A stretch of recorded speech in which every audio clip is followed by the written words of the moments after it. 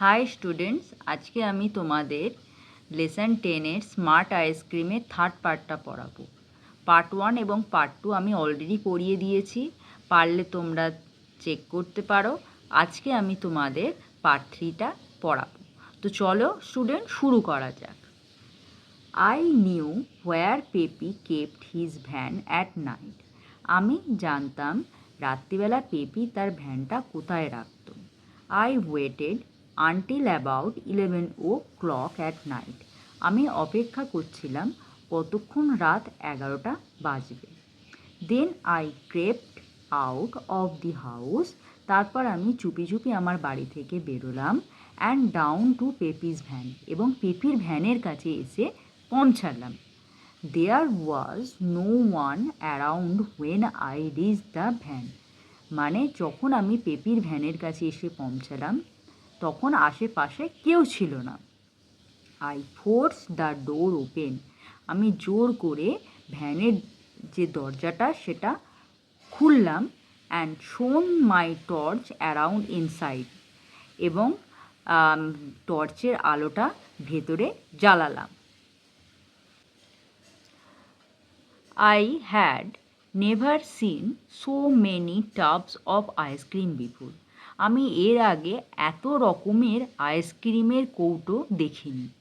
There were apple and banana, cherry and mango, blackberry and watermelon and about 50 other flavors.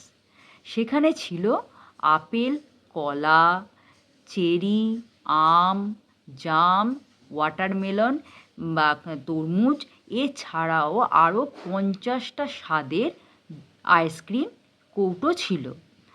Right at the end of the van were 4 bins. মানে ভ্যানের একদম ডান দিকের শেষ ভাগে ছিল 4টে আইসক্রিমের কৌটো। It was just as I thought. এটা ছিল সেটা যেটা আমি ভেবেছিলাম। This were his special flavour. এইগুলোই ছিল তার সেই স্পেশাল মানে বিশেষ স্বাদের ice cream. Each one had a writing on the top. প্রত্যেকটার ওপরে লেখা ছিল কিছু না কিছু। This is what they said. মানে তাতে এই সমস্ত কিছুই লেখা ছিল। Happy ice cream for cheering people. মানে হ্যাপি আইসক্রিমটা ছিল সুখী মানুষদের জন্য। Nose ice cream for long noses. মানে নোজ আইসক্রিমটা ছিল যাদের লম্বা নাক। Pimple ice cream for removing pimples. মানে পিম্পল আইসক্রিমটা ছিল মানে ব্রণ দূর করার জন্য। Smart ice cream for getting smart. মানে স্মার্ট আইসক্রিমটা ছিল বুদ্ধিমান বা বুদ্ধি বাড়ানোর জন্য। Now I knew his secret. এখন আমি তার যে গোপন তথ্যটা সেটা আমি জেনে ফেলেছি। Dadian had been eating smart ice cream. Dadian ওই স্মার্ট আইসক্রিমটাই খেয়েছিল। That's how he got 100 for maths. সেই জন্যই সে অঙ্কে 100 পেয়েছে। Thereafter I decided to finish off the matter. তারপর আমি ঠিক করেছিলাম এই ব্যাপারটা পুরোপুরিভাবে একদম শেষ করে দেব।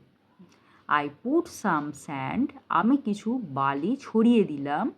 That I carried with me. যেটা আমি আমার সঙ্গে বহন করে নিয়ে এসেছিলাম। Into every bin in the van. ভ্যানের মধ্যে থাকা প্রত্যেকটা আইসক্রিমের কৌটোর উপর, except for the smart ice cream. মানে স্মার্ট আইসক্রিম বাদে আমি প্রত্যেকটা আইসক্রিমের কৌটোর ওপর বালি ছড়িয়ে দিলাম। Next I looked at the smart ice cream. তারপর আমার নজর গেল স্মার্ট আইসক্রিমের দিকে। I decided to eat some. আমি ঠিক করলাম যে আমি কিছুটা খাবো। Not that I needed it. এমন নয় যে আমার এটার খুবই প্রয়োজন।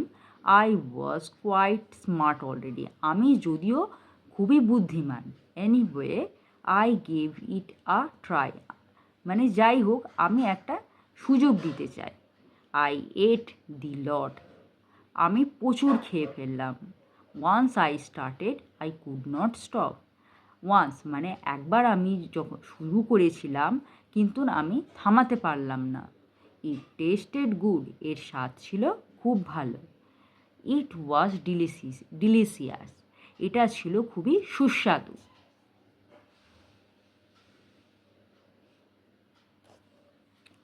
At last I left the van, সব শেষে আমি ভ্যানের কাছ থেকে চলে এলাম। And went home to bed, এবং আমি বাড়ি এসে আমার বিছানায় শুয়ে পড়লাম। But I could not slip, কিন্তু আমি ঠিকভাবে ঘুমোতে পারছিলাম না।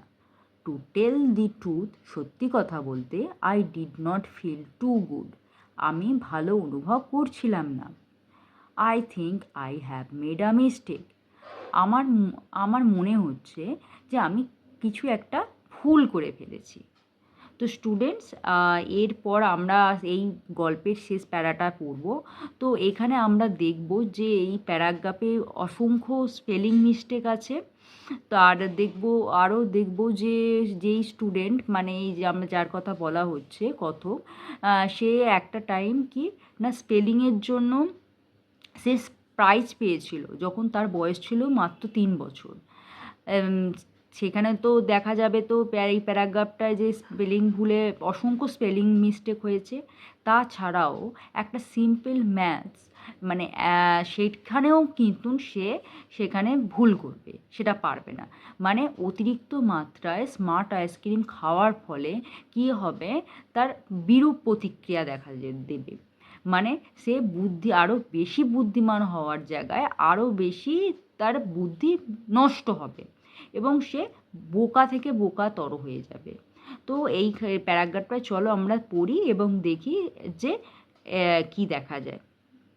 ইট ইজ, দেখো এখানে স্পেলিং মিস্টেক হয়ে গেছে, IS হবে না, এখানে লিখেছো Z. It is the next হবে, এখানেও স্পেলিং মিস্টেক, ডে নাও মানে এখন এটা পরের দিন। Something is happening to me মানে কিছু একটা আমার সঙ্গে ঘটে চলেছে। I don't feel quite as smart, আমি আর আগের মতো বুদ্ধিমান নিজেকে মনে করতে পারছি না।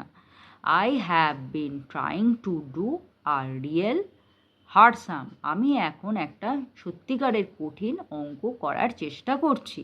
ইট ইজ 1 and 1, এটা WUN লিখেছে, এটা ভুল, ONE হবে সেটা ও কী লিখেছে না ONE, WUN অন লিখেছে। তো মানে তো এখানে ভুল হয়েছে, মানে এটা ছিল 1 এবং 1। হোয়াট ডাজ 1 and 1 মেক, মানে 1 এবং 1 মিলে কত হয়। It is 3 or is it 4, এটা 3 হবে না 4 হবে। তো সুতরাং স্টুডেন্টস বোঝা যাচ্ছে যে ও অতিরিক্ত মাত্রায় এই আইসক্রিমটা খাওয়ার ফলে ও শুধুমাত্র যে স্পেলিং মিস্টেক হয়েছে তা নয়, তার সাথে সাথে কিন্তু ও অঙ্ক যে একটা টাইম ম্যাথসে খুব ভালো ছিল, সেখানেও তার পারফরমেন্স এত খারাপ যে 1 এবং 1-এর যোগফল কত হয় সেটাও ও 3 কি 4 বলছে। তো সুতরাং এই গল্পটা থেকে কিন্তু আমরা অনেক কিছুই শিখতে পারলাম যে প্রথমত কি না যে অপরের উপর হিংসা করতে নেই, সবসময় চেষ্টা করতে হয়, এবং দ্বিতীয়ত কি না অপরের ক্ষতি করলে নিজের ক্ষতি হয়। তো চলো স্টুডেন্টস, আশা করি তোমাদের এই টেক্সটটার থার্ড পার্টটা খুব ভালো লাগলো। আর যদি ভালো লাগে অবশ্যই একটা লাইক দেবে। আর যদি তোমাদের কোনো রকম কোনো কোয়েশ্চেন থাকে বা কোনো রকম কোনো জিজ্ঞাসা থাকে অবশ্যই কমেন্টে আমাকে জানাবে, এবং তোমরা যদি চ্যানেলে নতুন হও সাবস্ক্রাইব করবে। তো চলো স্টুডেন্টস, আজকের মতো এতটুকুই, আবার নেক্সট ক্লাসে দেখা হবে। বাই।